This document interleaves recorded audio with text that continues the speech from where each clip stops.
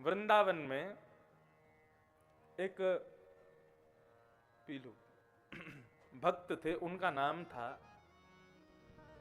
भोंदू। क्या नाम था? भोंदू। उनका असली नाम तो कुछ और था, लेकिन वो इतने सीधे थे कि उनको सब प्रेम से भोंदू बुलाते थे। बहुत बहुत प्रेम भरी कथा है, सावधानी से सुनना। जीव गोस्वामी पाद नाम के एक संत रहते थे।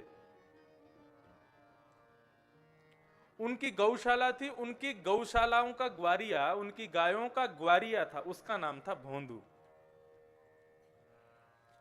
तो भोंदू पूरे दिन तो गाय चराता था और शाम को गौशाला में गायों को ला करके दूध काढ़ करके दूध आश्रम में दे करके और फिर प्रसाद आदि पाके रात में अपने गुरुजी के सब शिष्य बैठ करके प्रवचन सुनते थे। उन्हीं के बीच में भोंदू भी बैठ के सुनता था। गुरुजी रोज प्रवचन करते थे, भगवान की लीलाओं का वर्णन करते थे। आज श्रीपाद गोस्वामी जी अपने प्रवचन में भगवान की गौचारण लीला का भाव बता रहे थे कि कन्हैया गाय कैसे चराने जाते हैं। अब जैसे गाय चराने का भाव सुना तो भोंदू और ज्यादा ध्यान से सुनने लगा कि सुनूं तो सही, हमारे नंद नंदन गैया कैसे चराते हैं। ठाकुर जी जब गैया चराने के लिए जाने लगे, गोस्वामी जी प्रवचन कर रहे हैं और भोंदू सुन रहा है। समस्त शिष्य बैठे, सबके बीच में भोंदू बैठ के सुन रहा है। भगवान गैया चराने जा रहे हैं, पहली बार गौचारण करने के लिए जा रहे हैं, तो मैया यशोदा ठाकुर जी की छोटे छोटे पनैया लेकर के आए। पनैया समझते हैं? पादुका, चप्पल। ठाकुर जी की छोटी छोटी पादुका लेकर के आई और ठाकुर जी के चरणों में पधराने लगी, पहनाने लगी। तो नन्हे से कन्हैया बोली, मैया जे तू कहा कर रही है? वो लाला तू गैया चरावे जावेगो ना, या हमारे तेरे पामन में कहीं कोई कांटो ना लग जाए, कहीं कोई कंकड़ ना लग जाए, ऐसे कोमल चरण है मेरे लाला के। तो या हमारे तेरे पामन में मैं पादुका पहना रही हूं। आपको ब्रजभाषा समझ आ रही है? उतनी कठिन नहीं है, थोड़ी थोड़ी। आपके मध्य प्रदेश के लोग भी ऐसी ही बोलते हैं। का है कितने जा रहे?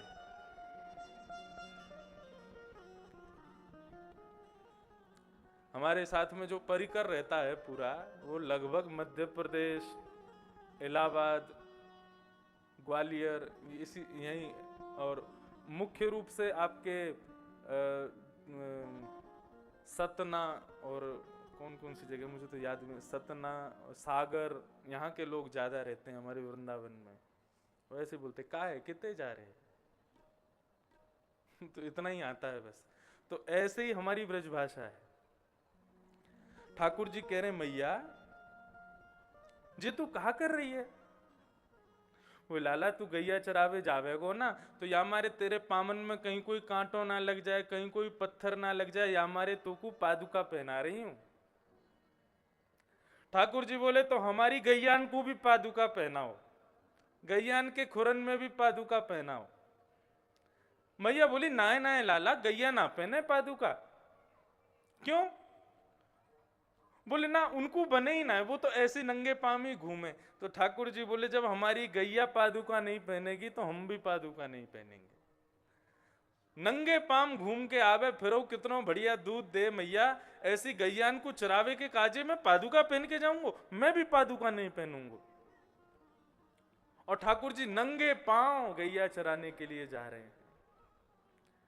गैया चराते चराते ठाकुर जी जैसे धूप में घूम रहे हैं, तो ठाकुर जी के प्रश्वेत के बिंदु, ठाकुर जी के मुख पर पसीने की बिंदुएं छलक रही हैं।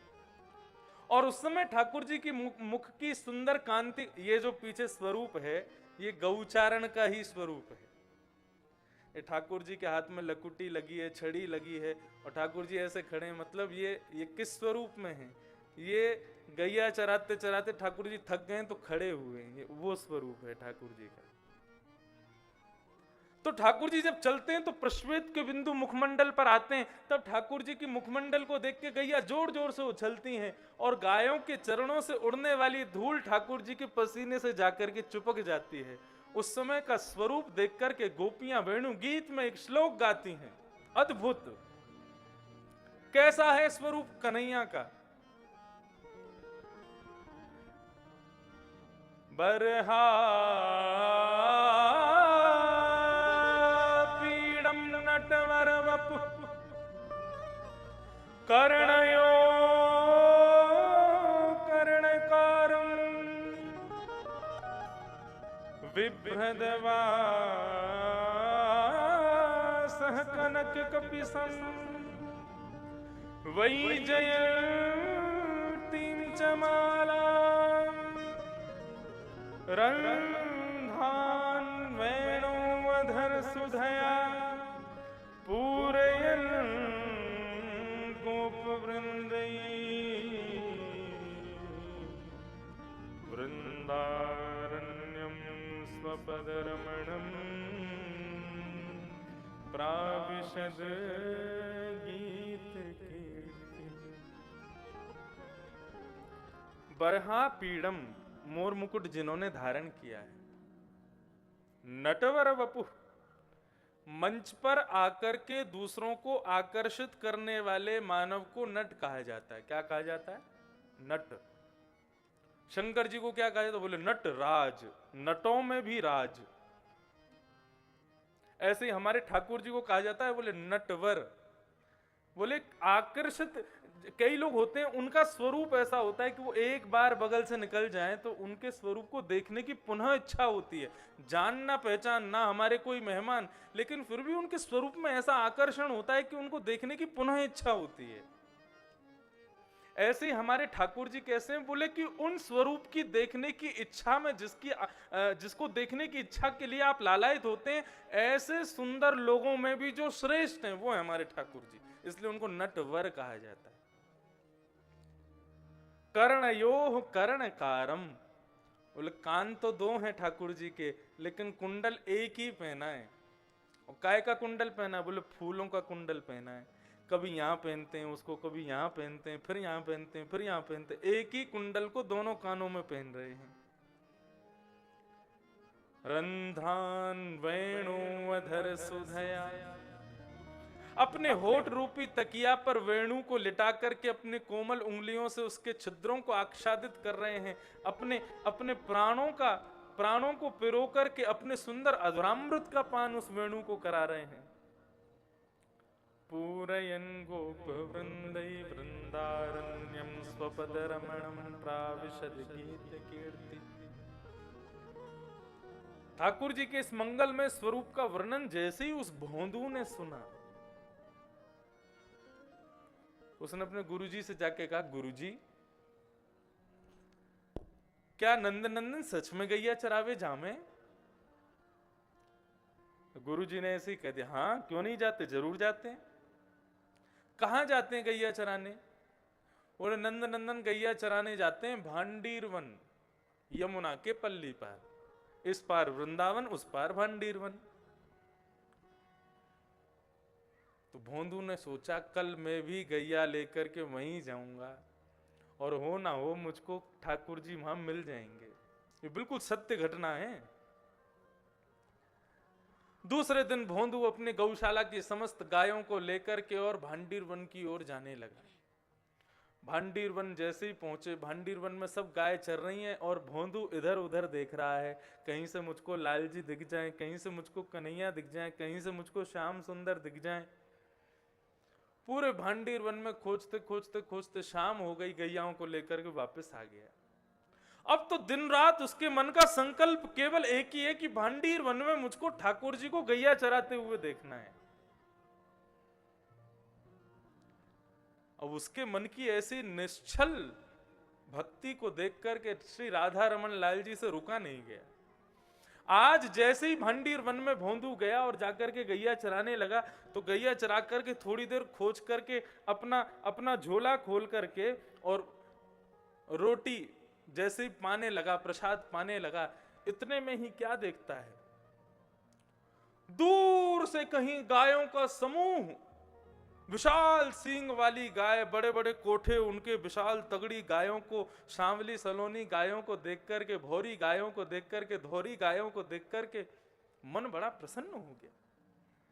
और तभी भोंदू क्या देखता है, उन समस्त गायों के मध्य में, गौवंश के मध्य में, सांवरे सलोने पीतांबरी पहने हुए, मोर मुकुट धारण किए हुए, सुंदर अलकावलियां जिनकी सुंदर लहरा रही हैं, ऐसे कटाक्ष नेत्रों के साथ में, सांवरी सलोनी सूरत के साथ में श्री ठाकुर जी उसकी ओर आ रहे हैं, श्याम सुंदर उसकी ओर आ रहे हैं। ठाकुर जी के मुखमंडल को देख करके भोंदू के नेत्र सजल हो गए। अपना भोजन पानी छोड़ा, दौड़ करके गया, मुंह में अभी एक ग्रास लगा हुआ, एक तरफ से मुंह फूला हुआ उसका, और खाता खाता गया, भगवान को जाकर के प्रणाम किया। बोले आपका परिचय, आप जरूर नंद नंदन श्याम सुंदर हो ना? ठाकुर जी बोले हाँ हम नंद नंदन हैं। तुम कौन हो? बोले मेरो नाम तो कछु और है, लेकिन प्रेम से सब लोग मुकु भोंदू बुलावे। अच्छा, ये मुंह में क्या लगा है तुम्हारे? बोले कछु ना, अपने काजे रोटी लायो तो रोटी सब्जी खा रहा हूं। तो ठाकुर जी बोले हमको भी पवाओ, हमको भी भूख लग रही है। अब तो भगवान उसी भोंदू के साथ बैठ करके उसी के झोला में से रोटी निकाल करके उसी के संग पा रहे हैं, खूब आनंद कर रहे हैं। अब मित्रता हो गई भगवान की। 2 रोटी पाने के बाद में भोंदू से बोले लाओ और रोटी दो। भोंदू बोला रोटी तो खत्म। बोले हमको तो भूख लगी है। बोले ठाकुर जी अब आज तो इतना ही है, कल से मैं ज्यादा ले आऊंगा। बोले ठीक है, तो याद रखियो कल से ज्यादा लेके आइयो। बोले हाँ बिल्कुल लेके आऊंगा। अब उसकी मित्रता इतनी सहज, उसको लगा कि मेरे गुरुजी को भी ऐसे ही मिलते हैं भगवान, सबको ऐसे ही मिलते हैं, तो किसी से क्या बताना। उसने किसी को नहीं बताया। अब तो दूसरे दिन और सामग्री लेकर के पहुंचा, ठाकुर जी को पवाता, स्वयं पाता। ठाकुर जी बोलते हमको और भूख लग रही है, कल से और सामग्री लाओ।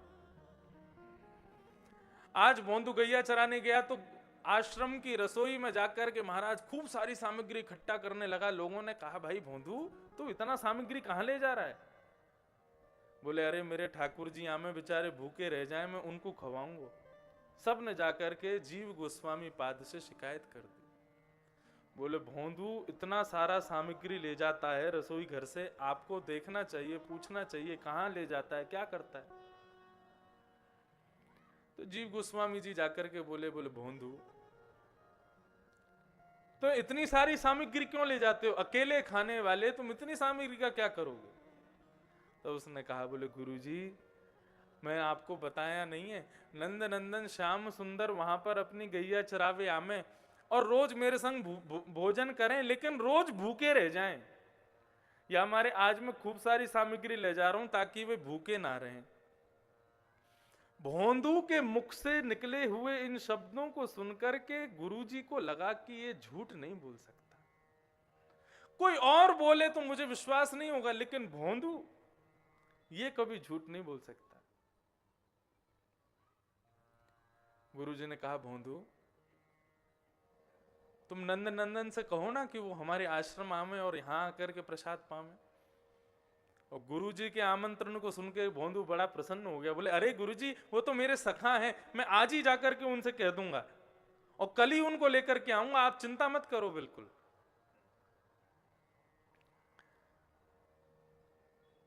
भोंदू जैसे ही वन में पहुंचा, ठाकुर जी अपनी गैया लेकर के वहीं पहुंचे, गाय चरने लगी। भोंदू ने तुरंत अपनी पोटली खोल करके ठाकुर जी को रोटी सब्जी आदि जो भी सामग्री ले गया सब दे दी। बोले लो पाओ प्रभु।